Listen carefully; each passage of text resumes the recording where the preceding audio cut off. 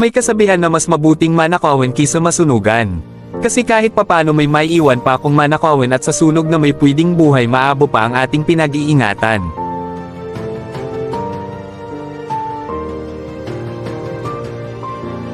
Kaya dapat tayo ay maging handa sa panahon ng may sunog.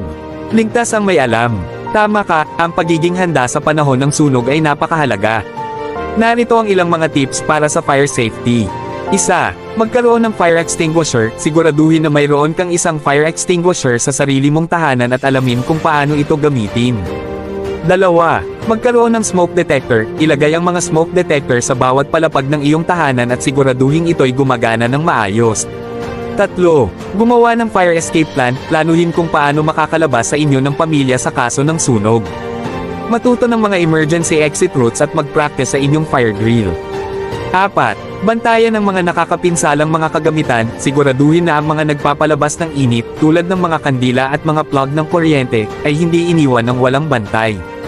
5. Iwasang mag-iwan ng mga kandila o appliance na may init. Huwag iwanan ang mga ito ng walang bantay at siguraduhin ang mga ito ay nasa malayo sa posibleng mabatong mga lugar.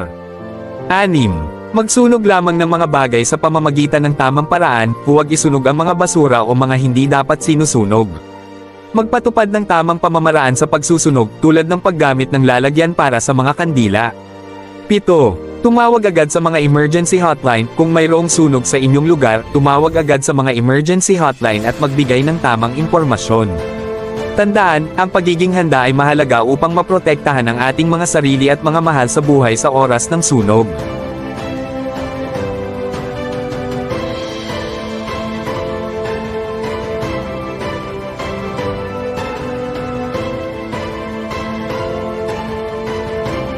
Ito ang mga HOA sa Malagasang Tubi na nag-participate ng Fire Safety Seminar.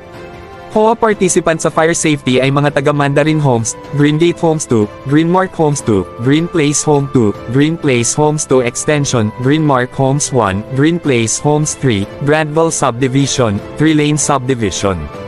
Kasama ang ating punong barangay na si Ma'am Lenny at mga barangay council with the Kabalikatnet International Association Incorporated officers and members of Malagasang Chapter at national officers kasama ang ating National Chief IG Operation na si Sir 8K at ang ating Undersecretary na si Sir Ruro Castillan, with the blessings ng ating founding chairman at national president na si Tatay 01 Haji Ibni A. Barocon.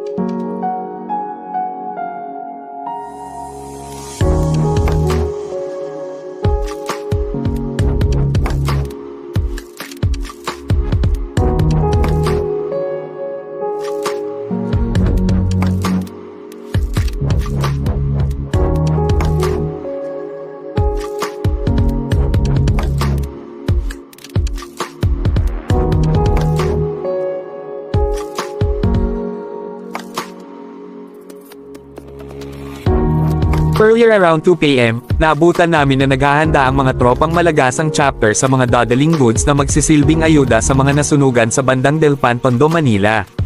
Hinati ni Pres Joel ang tropa, ang iba maghahatid sa mga relief goods at ang iba ay mag-a-attend ng fire safety seminar upang mapalawak ang kaalaman sa pagsagap ng buhay at mga ari-arian sa panahon ng sunog.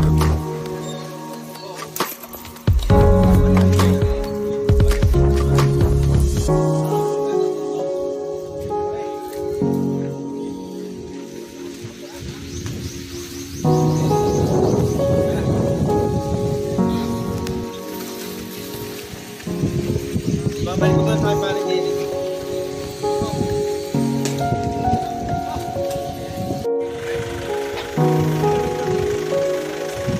Sa Tondo kayo? Yes. Okay, sige, update mo na lang kami, sir. Send mo sa ano, GC. Okay.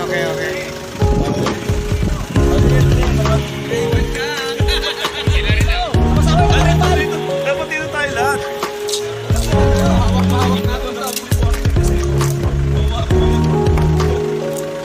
Okay.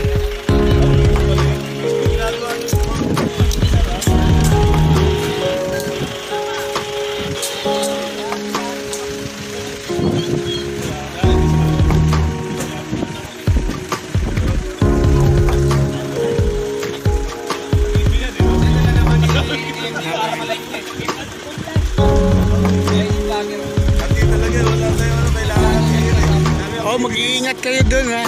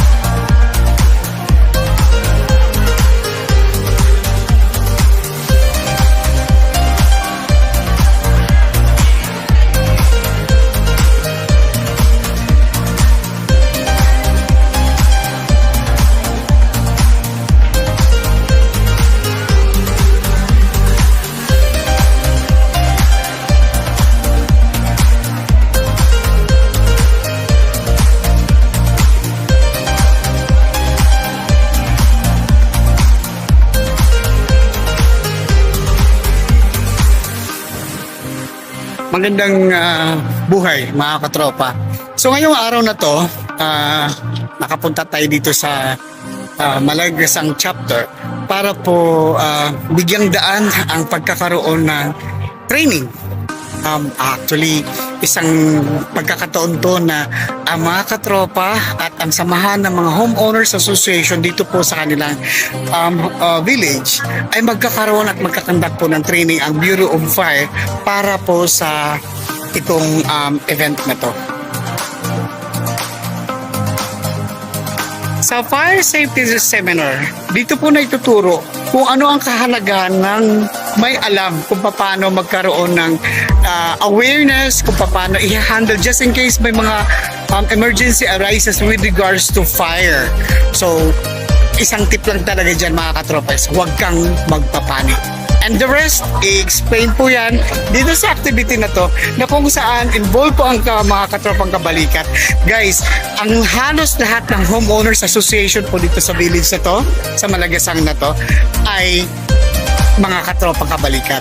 Kaya tunghayan po natin mga katropa ang kabuuhang kwento po dito sa ilalahad ko po sa inyo. Dahil po, very exciting po. This is the first time na magko-cover ako ng ganitong training at ganitong seminar pagdating po sa fire safety. Alright? Naman, hindi ko naman makakalimutan. Oh, ma'am, kumusta po? Oh, di ba? Oh, natatandaan niyo pa ako? Oh, yan. Okay. Para magbigay kayo ng kabuuan or summary lang po sa mangyayari ngayong araw na to, dito po si Ma'am Roda para po ipaalam sa inyo ang summary na mangyayari sa araw na to. Okay, Ma'am, bigyan mo kami ng summary kung ano ang mangyayari ngayong araw na to. Hello, magandang umaga po. Ako po si Roda. Based dito po ng Phase 2. Sa ngayon po nandito po tayo ngayon sa Green Gate Homes, Kabalikat chapter. Dito po sa Green Gate, Malagasang chapter. Okay. So ngayon po nandito po tayo para po sa ating fire safety seminar. Yeah. So sa panguna po ng aming kapitana na si Kapitana Lenny Andalon. So siya po yung actually binubuto ng mga COA president. And then they are inviting us dito sa atin para may alam po tayo paano po pag nagkaroon ng sakuna sa ating lugar. At syempre sa pamumuno ng mga kabalikat natin, kabalikat president natin si Pres Joel. So, andito kami lahat, halos. So, marami po kasi itong cluster. So, we have 5 clusters. So, sa totoo lang, nagpapasalamat ako kay Roro. Kasi nagulat kami din, nandito siya para mag-coverage nito sa amin. So, ito po, malaking bagay po to sa amin para malaman po na lahat. Dahil sa totoo lang, bilang kabalikat, una po namin ginawa ay bilang isang civilian, inuna po namin yung mga COA president namin. That's why dumami po kami, sir. Ay, okay. Dumami po kami. Ma'am, may nakita ko, Imo City Fire. Sino-sino po to sila? Ay. Hindi nyo bang naikwento? Yeah. Yung Imo City Fire na yan, doon po sa City Hall lang yan. So, in-invite ko sila ni kapitan namin. So, kapitana namin, Andalon para po magkaroon kami ng knowledge kung paano po sa mga sakuna natin yung sa panahon ngayon na sobrang init. So, paano po natin ma-prevent kung ano po una natin gagawin. So, sa pumuno po ng ating kapitana, siyempre, at sa lahat po ng bumubuo nito, sa ating mga COA president, nagpapasalamat ako saka sa ating kabalikat, at saka sa lahat po, kung mapansin mo, iba po ang kulay ng mga uniforms. Kasi iba-iba pong klase. Ang swerte nyo naman dito kasi halos ang buong gumaganap dito sa training o sa seminar na to ay mga homeowners association, mga officer. Yes. At yung mga HOA na yan ay mga officers and members din po ng kabalikat. Yes. At hindi lang po, ang fire drill na ito ay hindi lang po ito para sa mga officers. Para rin po ito sa lahat ng mga homeowners po dito. Hindi lang po exclusive sa phase ko, kundi sa lahat po dito sa So loob may ng mga ibang mga Malagasan. face din po ang nandito. Opo, then po, Okay. Raymart, Well, Ma'am Roda, maraming salamat. Pagdating dun sa details kung ano ang pag-uusapan at paano iraratsada ang seminar na to, malalaman po nila guys. Kung umabot ka sa video na to, don't forget to subscribe, like, and share with this content dahil po marami pa kayong malalaman kung ano ba mangyayari sa buong araw. Kasi actually, late afternoon na po kasi alam niyo naman po, pagka early in the afternoon, early of the day, sobrang init. So, samantalahin natin nga medyo pawala na ang init ngayon at mag-start na po ang kanila activity. Ma'am Roda, maraming salamat po. Thank you. Okay. Para familiar ko la. Parang singlakihan doon kay Ma'am Palalab. Ay, Ma'am Biloria. Ma'am Biloria talaga ha? Oo, tira mo. Ayaw mo talagang... Ano po yan? Bata pa po talaga yan. Tira mo, bata pa daw yan. Ayan, lalaki pa yan. May kilala kaming ganyan, 72 years old na ma'am. Lalaki pa po yan. Bata pa daw. Talaga? Bata pa po yan. Yung height niya. Ano ba pinagbibasehan natin yung laki ng bunga?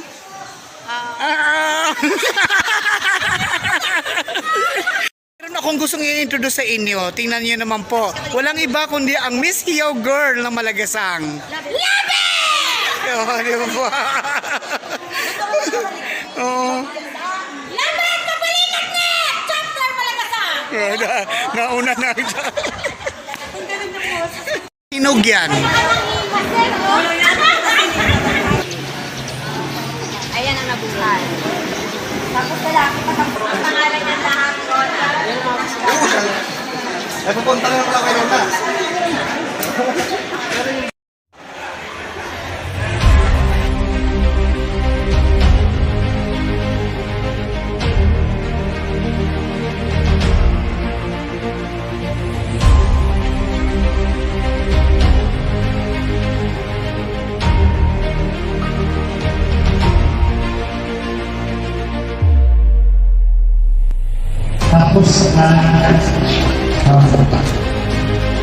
Tapos gusto ko rin mong i-acknowledge yung president po ng Tierra Vista Home, si Davi Rivera. Dito rin po siya. Ayun, magandang hapon po.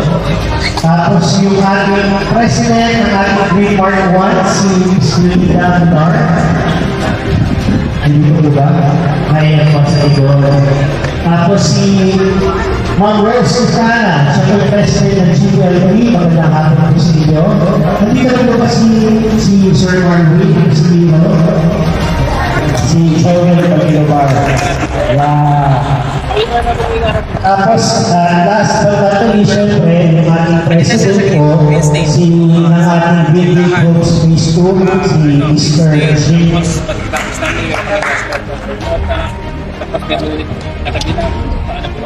President ng ating Alliance, Whole Alliance. Tapos, i-acknowledge ko rin po yung ating mga kasamahan sa barangay. Nandito po yung ating kagawad. Hello. Kagawad Benny Manesca, tapos si Tagalo Benny Camarcel, at syempre yung ating barangay chairman, si Benny Herrera Cagliar. Tapos hindi syempre makukumpleto itong seminar natin ito kung wala sa itong dalawang importante na tao na to. Si Fire Officer 1 Jason Sigurdo, saka si Fire Officer Edward Fran. Yeah, marahil naisip po natin kung ano po ba, bakit tayo lahat ng ipon-ipon dito, no? So, yung papasok po dito kung may kaplay, para masabi naman sa atin, share na sa atin, bakit tayo sila na-initiate ng ganitong seminar. O, tatawag pa na po yung ating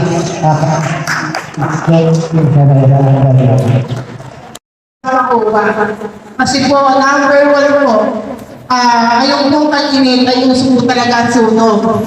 Ang tanging pinakikiusap lang po namin sa mga presidente, sa mga HOA, yung parking po ng mga inyong street ay pakisabihan. Dahil pag may nangyari ng sunog, hindi po agad re-respondihan. Ang aming pong parking ay nasa unahan pa lang, hindi makakapasok. Kaya pakiusap po, kahit ngayon lang po, nakikiusap po kami ang barangay na pakiusapan niyo po kung may mga block leader po kayo na yung mga sasakyan po ay huwag naman po hihambala sa daan o yung karsada ang ginagawa lagayan ng halaman. So pakiusap naman po, pakitabi naman po yung mga halaman, no? Kasi ginagawa namin upang sa ating mga seguridad po natin dito sa ating barangay. Ano po? Kaya po, sabi ko nga po, mas importante po na malaman natin kung ano po ang dapat natin gawin kung sakaling may mga sunog na mangyayari sa atin. Pero sa atin huwag naman po. At wala naman po may gusto nun. Kaya po nakikiusap po kami sa pag-park po. Kasi nung nakaraan po kasi sa ambulance, sa may weekend ko kaya kayo, sa sobrang sikip ng daanan, hindi na mapuntahan yung pasyente na kailangan sugod sa ospital. Namatay yung pasyente. Kasi yung ambulance hindi makapasok. In this emergency, yun po pakiusap namin sa inyo dito sa loob ng subdivision. Yun lang po, maraming po salamat po. So, para sa kalaman mo lahat, ang attendance natin ngayon nasa 65. So, 68 na pala. So, 68. Mamaya may 69 na yan. So, medyo madami ko So, ang next natin is ibibigay ko yung rights ng ating fire officer para umpisahan na yung ating seminar. Maraming salamat.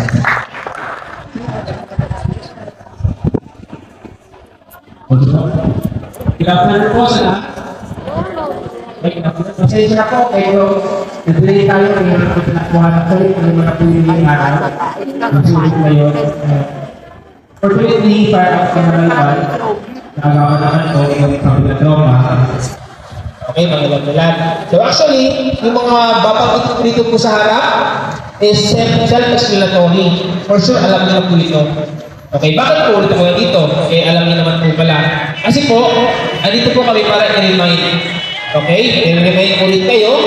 O yung kung may mga nalimutan po tayo, ipapaalala, ituturo po ulit para in case na magkaroon po ng sunog, alam po natin yung mga gagawin po natin. Okay, so sa mga bahay po ba natin, meron tayong tinatawag na fire extinguisher? Sino po may fire extinguisher sa bahay? Mataas po. Hindi ko pinataas, wala ako sa bahay. Ako po wala sa bahay. Pabili ko lang po. So makilang-ilan meron po. Okay, so importante rin po magkaroon tayo ng fire extinguisher sa bahay. Hindi dahil pinopromote ko dahil nag-ibenta kami. Hindi po kami nag-ibenta ng fire extinguisher. Pinopromote ko po ang fire extinguisher dahil ang fire extinguisher po ay kayang apulahin ng lahat ng klase ng apoy. Kasi po, hindi po lahat ng klase ng apoy ay kayang apulahin ng tubig. At safe, at hindi po lahat ng apoy ay safe gamitan ng tubig. Okay? So, before po ako mag-proceed sa seminar ko, magpapakilala po yung kung ano po ang bureau po namin. Okay? Kung ano po ang BFP. Tatanungin ko po kayo, ano ang trabaho ng bumbero? Okay, ito po. May sunog. Nagpapatay ng sunog. Yun din po yung alam ko nung bago ako pumasok. Kasi, siyempre, marami kong trabaho, before ako ng bumbero eh. Nag-call center agent ako. Pumasok ako ng BPO, nag-company nurse, clinic nurse, emergency nurse, naging dialysis nurse ako. Tapos, nung tumatagal na, sabi ko, bumbero kayo ako. Siyempre, ang trabaho ng bumbero is kapag may sunog lang. Eh, taga-Bicol po ako. Taga-Bicol po ako. Ang sunog po sa amin sa isang taon swerte na magkaroon ng dalawang magkaroon ng isa sa probinsya po namin. Ibihira po ako So inaisip ko, saan maging bumbero ah? Eh nag-apply ako ng Region 4A. Napunta ako ng Cavite.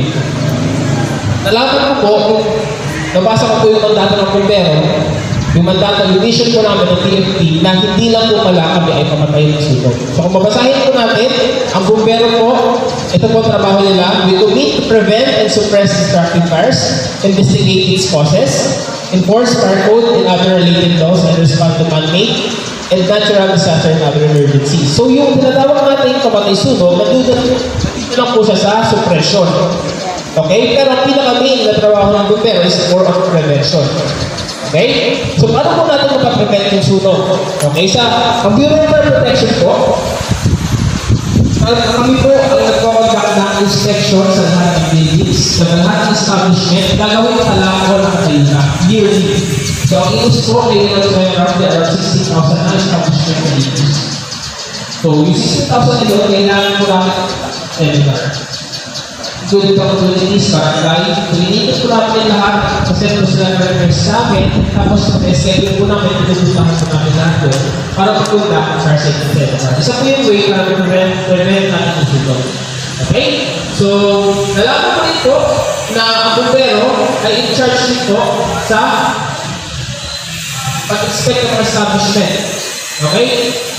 I-inspect namin yung mga establishment kung safe po ba sila puntahan ng mga tao, o puntahan ng mga dahil ng mga tao or ng mga nagtatrabaho doon. So, kailangan namin i-check kung yung mga building nila is nagpapaplano na rin sa taas.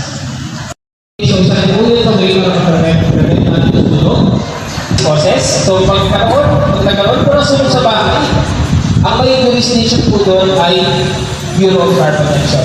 Okay? May mga bumbero po tayo ng ulo. Katulad ng mga bumbero sa barangay, mga fire volunteers. Ang kagandahan po rin sa IMUS, napakarami po natin fire volunteers. So, meron kasi mga lugar, katulad sa Manila, maraming bumbero. Medyo magtigas ang ulo ng mga fire volunteers. Kasi sila yung masunod, sila yung distance nila. Ang kagandahan po dito sa atin, marunong po sila sumunod sa kung sino po ang kakaasan. So, ang kagandahan dito sa mga fire volunteers sa barangay, magkakaroon ng Bureau of Fire, sila po mismo bilang instruction, sila po discard natin, sila po gagawin natin. Yun yung kagandahan ng mga fire volunteers natin. Iwan ng halos isang pulgad ang pagitan sa apoy at hose. Maaaring sabihin ang inyong ilalaki upang mapatay ang apoy.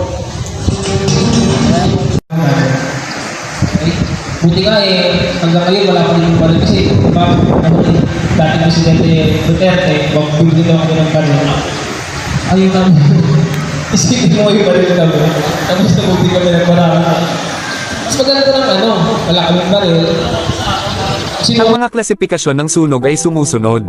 Isa, Class A ito ay ang mga sunog na nagmumula sa mga combustible na materyales tulad ng kahoy, papel, tela, at mga plastic. Dalawa, Class B ito ay ang mga sunog na nagmumula sa mga flammable liquids tulad ng langis, bensina, pintura, at mga solvents. Tatlo, Class C ito ay ang mga sunog na nagmumula sa mga flammable gases tulad ng butano, propano, methane, at iba pang mga gas na nakalatag sa mga selyadong kahon, tank, o mga pipeline.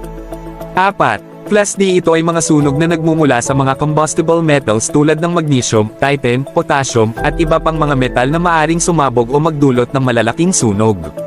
5. Class K ito ang klasifikasyon ng mga sunog na nagmumula sa mga flammable na mga langis o mantika na ginagamit sa pagluluto sa mga kusina. Karaniwang tinatawag din itong kitchen fires. Ang mga ito ay mga standard na klasifikasyon ng mga sunog at nakakatulong ito sa mga tao na makapaghanda at makapagresponde ng maayos sa mga sakuna o emerhensya. Kapag may sunog, nararapat na sundin ang sumusunod na mga hakbang. 1. Tawag agad sa mga emergency hotlines. Agad na tawagan ang mga emergency hotlines gaya ng lokal na bombero o mga ahensyang sakop ng pampublikong kaligtasan upang magsumbong ng insidente at humiling ng tulong. 2. Evacuation. Kung naglalaganap na ang sunog at hindi na mapapanatag, kailangan ng lumikas. Sundin ang mga emergency exit o evacuation plan. Magtungo sa ligtas na lugar na malayo sa apoy. 3. Pindutin ang fire alarm. Kung ang lugar kung saan naganap ang sunog ay may fire alarm, pindutin agad ito upang paunahan ng malaman ang mga taong nasa paligid na may emergency. 4. Masukat ang bisa ng sunog. Kung kaya mong gawin ito ng may kaligtasan, masukat ang bisa ng sunog gamit ang mga fire extinguisher o mga fire suppression system na available sa lugar. Subalit, tandaan na ang pagtugon sa sunog ay dapat nakabatay sa tamang pandagdag na pagsasanay at pangangasiwa ng pampublikong kaligtasan. 5. Iwasan ang paglapit sa apoy. Huwag lumapit o sumalpok sa apoy. Kung nasusunog ang isang bagay na hindi mo kayang patayin o itakwil, malayo ang layo o lumiko na sa ibang direksyon na may ligtas ang ruta. 6. Makisama sa ibang tao habang iniisip ang sariling kaligtasan. Subukan ding matulungan ang ibang tao kung may kakayanan, lalo na ang mga taong may kapansanan o nangangailangan ng tulong. 7. Tumawag sa medikal na tulong kung may mga nasugatan o nalasan sa pamamagitan ng usok. Siguraduhin na agad tawagan ang medikal na tulong o dalhin sila sa pinakamalapit na ospital. Mahalagang sundin ang mga ito upang maging ligtas sa gitna ng mga sunog at maging handa sa anumang sakuna. Paano gamitin ang fire extinguisher? Upang gamitin ang fire extinguisher ng tama at ligtas, sundin ang mga sumusunod na hakbang. 1. Tiyakin ang iyong kaligtasan. Bago ka kumuha ng fire extinguisher, tiyaking ikaw ay ligtas at nasa ligtas na lugar. Siguraduhin mong hindi ka nasa harap ng apoy at walang anumang panganib sa paligid. 2. Bantayan ang marka ng fire extinguisher. Ang mga fire extinguisher ay may iba't ibang uri at angkop sa iba't ibang uri ng sunog. Basahin ang marka ng fire extinguisher upang matiyak na angkop ito sa uri ng apoy na iyong haharapin. 3. Matuto ng PASS technique. Ang PASS ay ang pagkakasunod-sunod ng mga hakbang na dapat mong gawin sa paggamit ng fire extinguisher. Pull, bunutin, bunuin ang hawakan ng fire extinguisher upang maaktibo ang aparato. Aim, pusilin ang base ng apoy at hindi ang mga nakawiwiling bahagi. Squeeze, pigaan ang hawakan ng fire extinguisher kaya lumalabas ang fire retardant substance. Sweep pahid, gumawa ng malawak na pahid ng fire extinguisher mula sa base ng apoy patungo sa ibabaw nito. 4. Makipagtulungan. Habang ginagamit ang fire extinguisher, maaring hilingin ang tulong ng iba upang sumailalim sa ibang mga hakbang, tulad ng tawag sa mga emergency services o pagpalabas ng mga tao sa loob ng panganib na lugar. Mahalagang tandaan na ang mga fire extinguisher ay katulong lamang sa mga maliit na sunog. Kung ang apoy ay lumalaki o hindi mo na kayang kontrolin ito, lumayo sa lugar at tawagan ang pinakamalapit na serbisyo ng bombero o emergency hotline.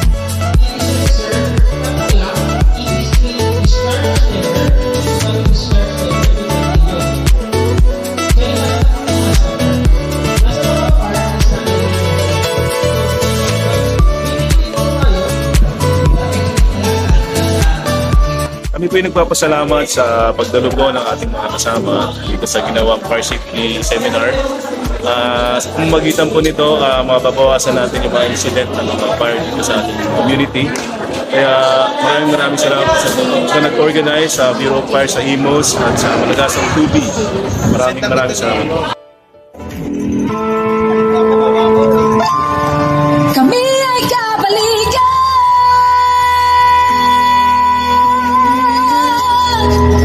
Kabalikan ng Malaya, Philippines.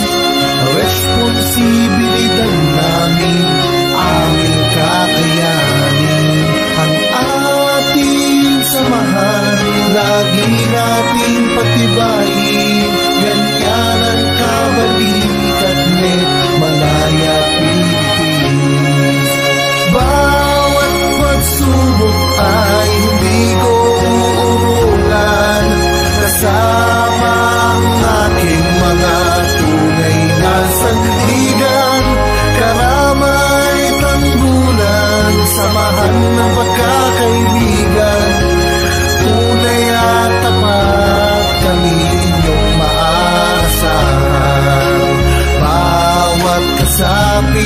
saan man makarating.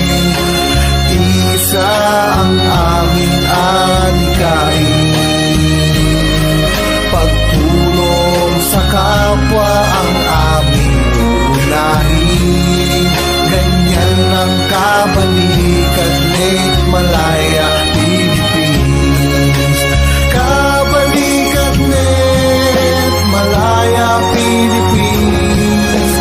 Responsibilidad namin, aming kakayanin, ang ating samahan, lagi nating patibayin. Ganyan ang kabalikat ni Malaya Philippines. Karangalan na hindi ko ipagpapalit sa mga gawain na mali. Ako'y maglilingkod ng walang pasubali, pagkat sa aking puso tama ang nananaig. Kabalikat net Malaya Philippines. Responsibilidad namin, aming kakayanin, ang ating samahan, lagi natin